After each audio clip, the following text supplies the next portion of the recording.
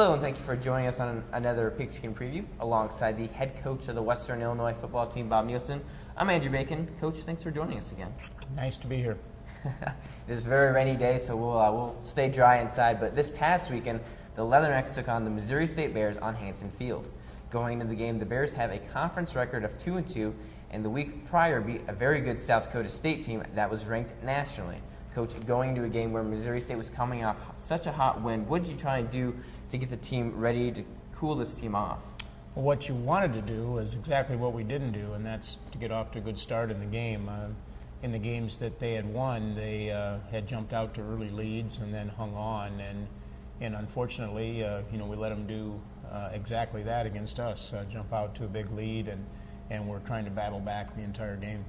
Unfortunate for the Leathernecks, they would have to do some catch-up in the first quarter, and you'll see that in the highlight here, so let's go ahead and toss it out to WIU TV3 commentators Nico Hefflinger and Garrett Canuck for the first half. Next go! Go next, go next, go, go, go!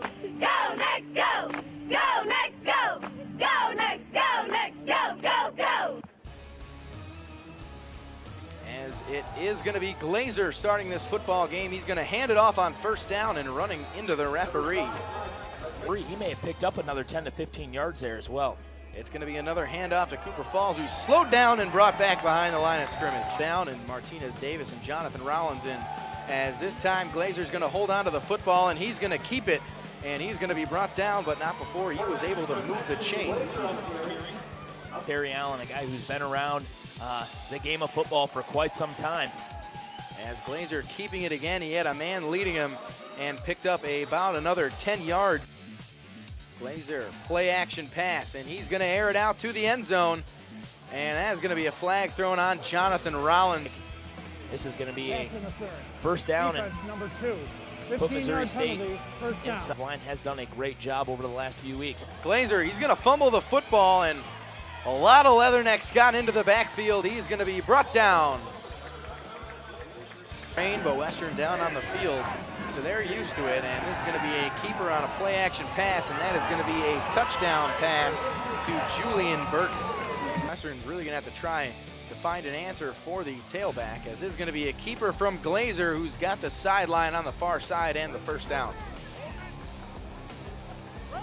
Once again on the ground, and a lot of running room, and no one is going to catch Ryan Heaston, as he's going to break a 45-yard touchdown run, as Whitmer will kick it off. And this one going to be fielded by Hammonds at the 5.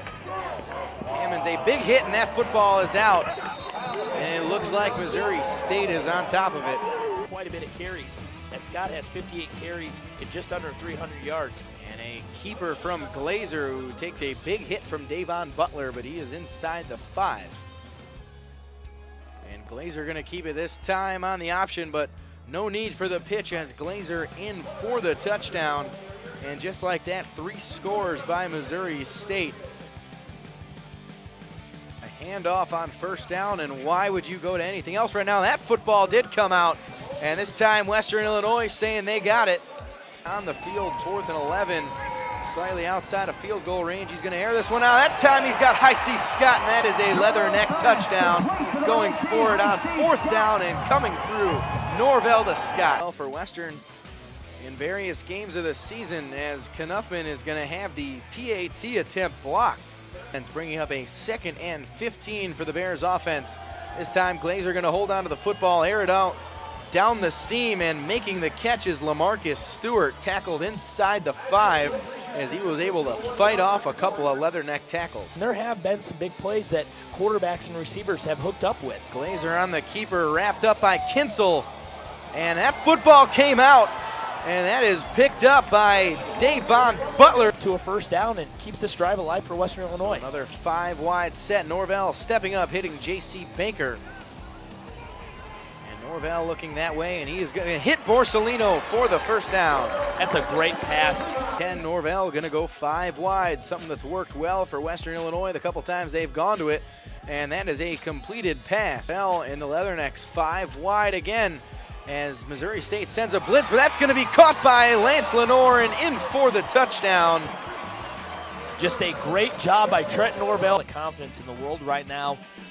They have momentum as that one is blocked. Is a blocked punt, and that is going to be fielded by Missouri State, who is going to take it all the way in for the score. And a huge play for Missouri State going into the half. After the first half of the game, the Leathernecks were down 28-13. The first 10 minutes of the first quarter were tough, and even after a touchdown by Western Illinois in the first quarter, a block kick for the extra point occurs. And so, Coach, obviously a tough first quarter to start out with until that touchdown. What did you kind of tell the team to get them to settle down in the second quarter? Because they looked much more composed in the second. I don't know if it was anything that we said. It was really just a situation where we hurt ourselves.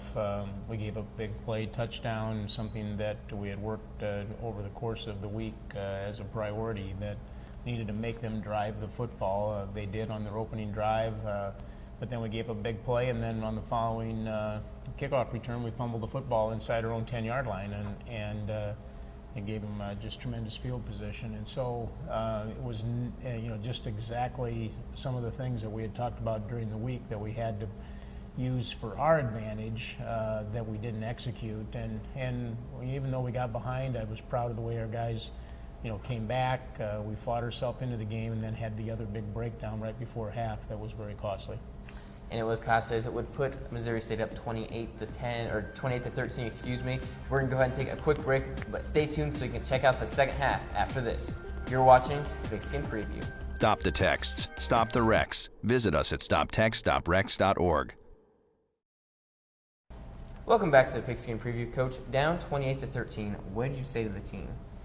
Well, what we talked about at halftime was the fact that we really not played and not put the emphasis in the areas that we said going into the game had to be emphasis. And so challenged them a little bit to come out in the second half and play the way we were capable of playing. And our guys, again, showed some character, I think, getting ourselves back into the game and being very, very competitive. But Missouri State executed as well and made some key drives at critical times. So we didn't do a very good job controlling field position on the day, which gave them some shorter field opportunities, which hurt us. And those are things that we've got to do a better job with. All right, let's go ahead and take a look at the second half. Weather definitely benefits a defense more so than an offense, as we're going to see a QB keeper, Glazer, trying to get to the edge, but pushed out of bounds by Kevin Kinsel. Keep an eye on that, and Western's going to send everybody, and Harris took a big hit, and that's going to be an interception. David McDaniel at midfield, and he is going to get across the 35-yard line. Set up this offense with good field position. Hand off to Baker. Baker's going to bounce it out. Baker's going to cut it back to the inside, and they're going to say his knee was down. The Western sideline is going crazy right now. Three State players thought he was down and kind of gave up on the play. And Norvell looking to throw on second down. He's going to air it out, and he's got a man, and that's a touchdown. Fredson Solomon. They have come out and really worked well with their defensive assignments. Glazer rolls out to the left side, sets his feet, completes a pass to Burton for a first down. Empty backfield, three receivers at the bottom of your screen. Glazer pump fake to the near side, goes to the far side, and that is a completed pass. And a lot of room to run up the sideline and pushed out of bounds inside the 10. Third down as Glazer's going to hold on to it, and he got pushed into the end zone. And that is a touchdown, Missouri State, who answers the Western Illinois touchdown. So another low snap, but Norvell able to get this one off. That's going to be caught by High C. Scott, who bounces off a tackle, and he's up the sideline. Didn't go down in yards after catch. And Baker able to cut this one back, and Baker bounces it out, and that's another first down. In the fourth quarter. Western moving the ball in a hurry. Another pass completed to Scott, who's going to get out of bounds. Missouri State sends a three-man rush. Pass completed to Baker. 13 said 22 on your screen, but it is 13. Norvell steps up in the pocket. He's got High C. Scott, and that's going to be a touchdown. Wow. As the clock ticks inside 6 minutes, Western tries to cut into that 18-point lead in a huge pass from Trenton Norvell as High C just snuck behind that coverage. As we saw, the Leathernecks would lose the game 38-27. Let's go ahead and take a look at the stats. As we see here, Trenton Norvell had a pretty good game, though, Coach. 20 of 36, 269 yards for a career high of 4 touchdowns. However, he did have 2 interceptions. One, I have to say, was a very lucky one. It just fell into the guy's arm, just fell right there on his chest. Heisey Scott had a career day for him as well. 4 receptions, totaling for 104 yards, 2 touchdowns, making him have 3 touchdowns on the season. Kevin Kinsel, who once again won another honorable mention award this week, his 4th this season. He had 9 tackles, 2 for losses, and then a fumble recovery. And then Ashton Glazer had a pretty solid performance, 10 of 16. However, he only had 133 yards, a touchdown, and was a threat on the ground as he ran for 42 yards and 2 touchdowns on the ground as well. And then Cooper Falls, 18 carries for 58 yards. Julian Burton, 5 receptions for 44 yards. Coach, the Leathernecks allowed Missouri State to only score 10 points in the second half. However, the big plays was the big difference makers. Just talk a little bit about that. Well, big plays are always a big part of college football, and we had some big plays ourselves offensively. We allowed them to make a couple of big plays, but I think the biggest difference really was the fact that we continued to provide them with short field possessions, and if you do that against teams in this league, they're going to eventually score points. And 2 of their touchdowns in the first half came off of short field possessions or off of turnovers, and the same thing was true of the 10 points that they scored in the second half. Both came on short field possessions, and we've got to be a team that takes care of field position better than that. And then on the positive side, though, Trenton Norvell in this offense has really grown this season. Let's talk about their growth so far as Trenton Norvell, 4 touchdowns. Very good for a freshman quarterback. His best game of the year, I think.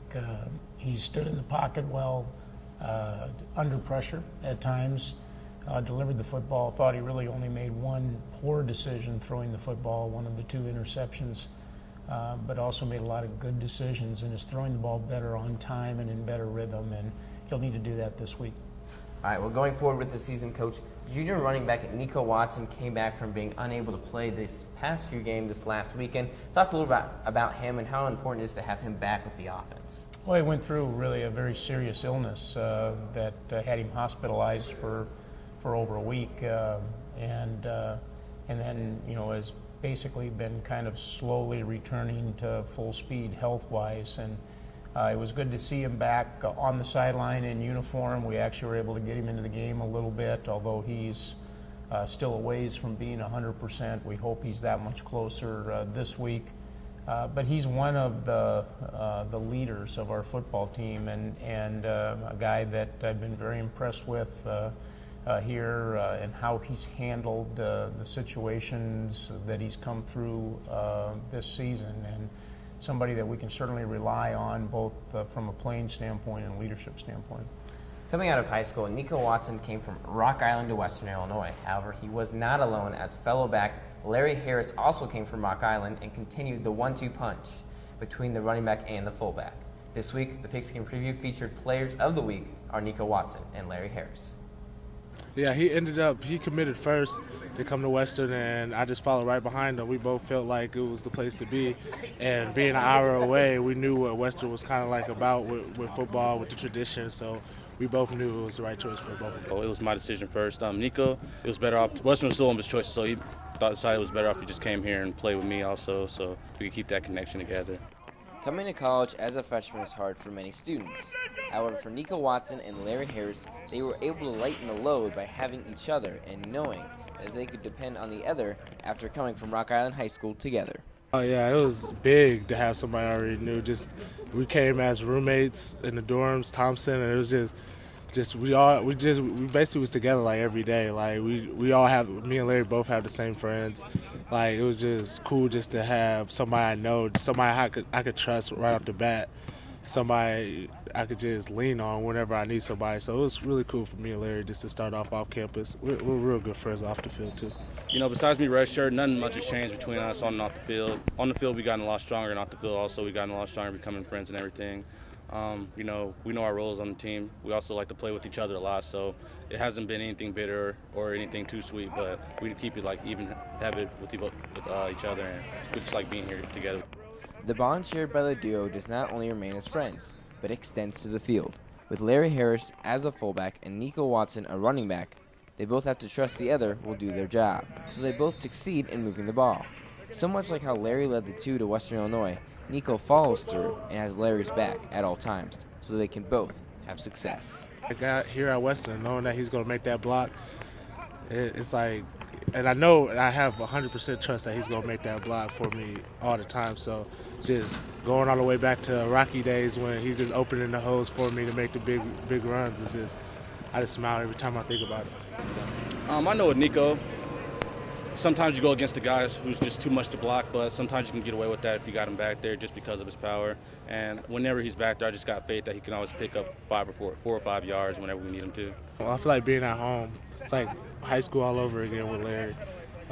I'm very blessed to have him here as my teammate. He does a great job on the field. And me and Larry have been going way back for football since Little Rock's 5th grade. And I'm glad to be playing with him till all the way up to college. I'm blessed. Life for football players hasn't always been an easy one.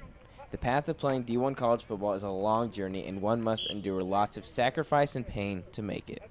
Once you become a D1 player, though, the journey doesn't stop there. The hardship has just begun.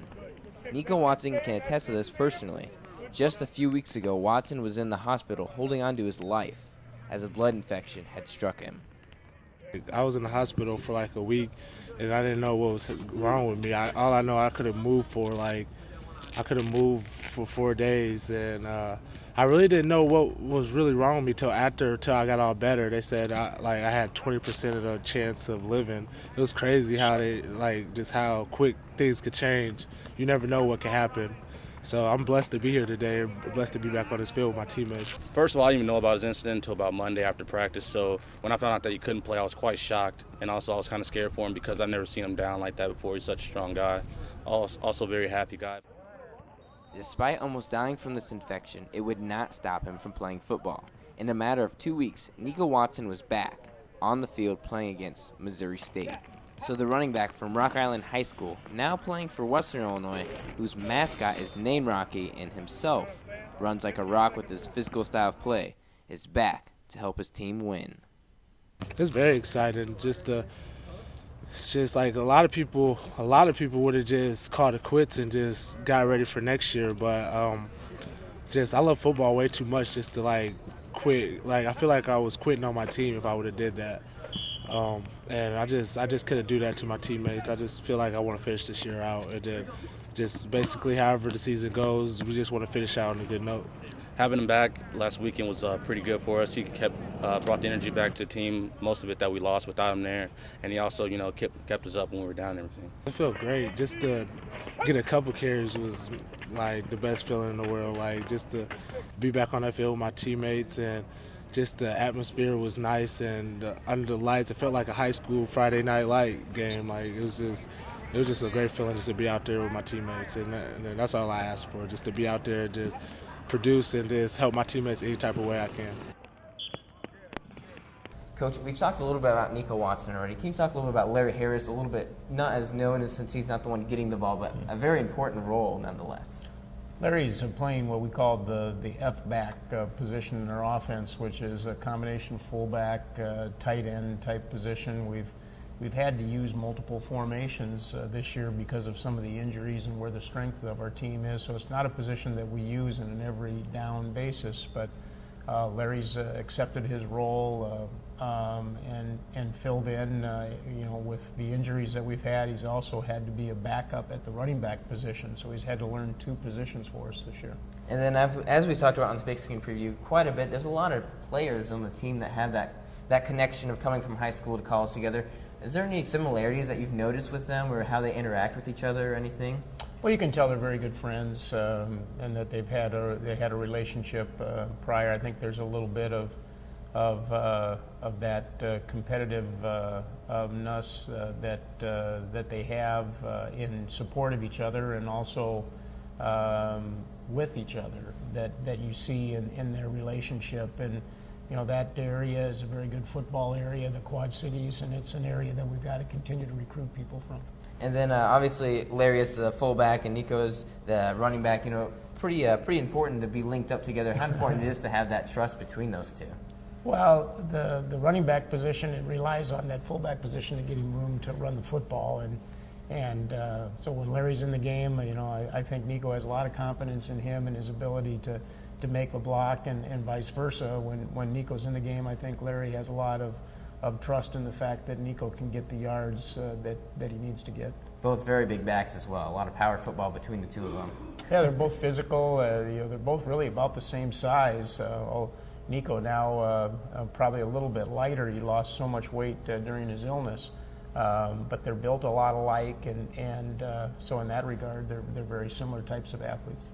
All right, well, we're going to take another quick break, but stay tuned as we will have Nico Watson joining us on the 2-minute drill up next. And so you'll want to stay tuned and find out, and I might ask him a couple of Halloween questions. This is the Pigskin Preview. If you're a man over 50, you're in a group most likely to develop skin cancer, including melanoma. That's why your best shot is to check for a spot. Follow through and check your skin. Go to spotskincancer.org to find out how. Welcome back. We're now joined by junior running back Nico Watson. Thanks for joining us, Nico. No problem. You ready to get started in this 2-minute drill? Oh, yeah, definitely. Pretty tough. I don't know. All right, well, let's go ahead and get started here. It's your last home game this season, this weekend. What are your thoughts going into it? Our thoughts going to this last game is just basically to end on a good note for the seniors. They put in a lot of work for their last year, so we just want them to just go off winners on Hanson Field, and that's our goal this week. And then with it being Halloween this week, what's some of your favorite costumes you've been as a kid? My favorite costume probably was being a little red Power Ranger when I was 5. It was thinking back at it, it's kind of embarrassing, but I watched Power Rangers. I think everybody watched Power Rangers when they was younger, so yeah. Power Rangers was the best. Yeah, it was the best. What's your favorite candy you get on Halloween? Favorite candy, I'd probably say Sweet Tarts. Sweet Tarts are pretty good. What is your major? My major right now is business and minor in communications. What is your dream job after college? Dream job, just to be my own boss. Basically, just make my own company. That's my dream job. Is there any kind of specific things that you want to do when you get out there? Right now, I'm kind of undecided right now what I want to do, but give me another semester. I should know. No company you want to just take over? No company. Wall Street, never. And then if you could play any other position besides running back, what would you play? Linebacker. Linebacker, hit people? Oh yeah, I just love to hit. I'm just a football player. If you could play any other sport, what would you play? Basketball. Basketball for sure? Yeah, definitely. And then what were some players that you looked up to now and then back then when you were growing up? Some players, I would probably say some high school players. You probably don't know them, but D'Angelo Allison, and just a lot of Rock Island high school players when I was younger, just to look up to, because our proud tradition down there is crazy. So just looking up to them players made me into the player I am today. And then with the NBA getting started, what are your predictions on what teams go to the NBA Finals? My heart says I want the Bulls to go to the NBA Finals, but that never works out. But I'm gonna pick the Bulls just because Derrick Rose is back, and hopefully he gets a better game next week. Tough game earlier, but the Bulls coming off with Derrick Rose coming back, and so we'll see if they will make it. That's all the time we have for you this week on the 2-minute drill. We're going to take a quick break, but stay tuned. As up next, we'll take a look and see how the other Missouri Valley teams did. You're watching Pigskin Preview. Maybe he's really focused. Maybe he likes spinning the wheels. Maybe he just loves trucks. Preoccupation with objects is one early sign of autism. Learn the others today. Welcome back. Let's go ahead and take a look at the scores on the Missouri Valley teams from last weekend. As we talked about, Western Illinois lost to Missouri State 38-27, and then the hot South Dakota Coyotes finally lost to Illinois State. Obviously, Coach, they've been on quite the run. Pretty surprising to a lot of teams in the conference, losing 28-14 to Illinois State. North Dakota State ran away against Indiana State 56-10, a very hurt Indiana State. A lot of key players on offense are out for Indiana State. South Dakota State beat Northern Iowa in overtime 37-34. Very interesting enough, Northern Iowa has been in 3 straight overtimes, and the week before that they lost to North Dakota State by 1, and so they've lost 4 straight. Very close games and a very good Northern Iowa team, and very surprising to see them start out 0-4 in conference. Southern Illinois and Youngstown State both had bye weeks last weekend. Let's go ahead and take a look at the standings now. As we see it, North Dakota State is currently 5-0 at the top. Youngstown State followed behind at 4-0. Illinois State, South Dakota, and Missouri State all 3-2 in conference. Southern Illinois, South Dakota State are both 2-3. Western Illinois 1-4, and then Northern Iowa and Indiana State all at 0-4. This weekend's matchup will feature South Dakota playing host to Youngstown State in the Dakota Dome. Indiana State will travel to Springfield, Missouri to take on the Bears. Northern Iowa will travel to Normal, Illinois to face Illinois State. North Dakota State and South Dakota State are each on a bye week. Then this weekend, the Leathernecks will take on the Southern Illinois Salukis for the final home game of the season. Coming into the game, the Salukis are 2-2 in conference. Last week they had a bye week. However, Southern Illinois has had one of the toughest schedules in all of conference, coach, as they have played Youngstown State, South Dakota State, Northern Iowa, and North Dakota State all in a row, and all of whom were ranked at some point during the season. And with that, coach, what do you expect from the Salukis team? Well, they're a very good football team, very well coached. Teams that another team that has a lot of experience. A lot of experience on the offensive side of the football. Defensive players that have been highly recognized through the Missouri Valley Conference, and so it's a game where we're going to have to do everything right. We've been talking about that a lot, but for us to win this year, we've really got to play the perfect or almost perfect football game in all three elements, and the last 2 weeks we certainly haven't done that, and it's cost us. And then going into the game, the Salukis are led by senior dual-threat quarterback Corey Faulkner. However, coach, he did leave the North Dakota State game last week, or 2 weeks ago, with an injury. Any status on that, if you can tell us? Well, the indications are that he's probably not going to be able to play, but you know how that is. And of course, with the week off that they've had a chance to potentially get him healthy, and so we'll see. When they show up, we're preparing as if he could potentially play, and I know they're feeling that the injury was not severe enough that will hold him out for the rest of the year. I think it's just a matter of time in terms of when he gets back. And so if he is able to play, talk a little bit about that dual threat that he possesses. Well, I'm a real fan of the dual threat quarterback, and he's a guy that as a fifth-year senior has led their offense very well, both in terms of making key runs, extending plays with his feet. I think the biggest thing that he's improved upon this year, as I've watched him, is throwing the football and distributing the football. He makes good decisions with the football. It reminds me a lot of Kirk Hess at Youngstown State with the decisions that he makes and the way that he manages and operates their offense. Another senior as well. So they are both seniors and both very key in the Missouri Valley as the top passers. And so, Coach, what quarterback would you expect to kind of jump up in that starting job if Corey Faulkner is unable to play? They have a redshirt freshman who came in and finished the game against North Dakota State.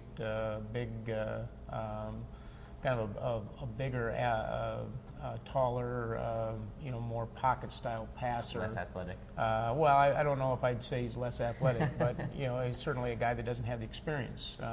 And so, if that's the issue, the advantage that they will have had is, again, they've had the 2 weeks of practice, and so if he's the one that ends up having to start the football game for him, he's going to have had a lot of repetitions over the last 2 weeks, which will be an advantage for playing a new quarterback. And once again, the Leathernecks will face a quarterback-changing team. Seems almost every week. The Leathernecks, let's go ahead and take a look at behind the numbers for Southern Illinois. And then looking at the positives that Southern Illinois has done very well is their run defense is number 2 in the conference, only allowing 115 per game. They lead the conference in pass offense with 253 yards. Obviously, that will be less of a factor if Corey Faulkner is unable to play. They are number 2 in sacks allowed, only allowing 10 sacks, so a very experienced and good offensive line. And then 34% of their points are all scored in the second quarter, totaling of 77 points. And then some negatives, some things they haven't done quite as well. They are second to last in pass defense, allowing 266 yards per game. They only have 4 interceptions during the entire season for defensively. And then they also are second to last in red zone defense, allowing 85% of the time for the opposing team to score. And then are last with rushing touchdowns. They only have 7 rushing touchdowns. And so, once again, the Leathernecks will take on the 4-4 Southern Illinois Salukis this Saturday at 1 p.m. here at home on Hanson Field. That is all the time we have for you for this week's Pigskin Preview. For Coach Bob Nielsen, I'm Andrew Bacon.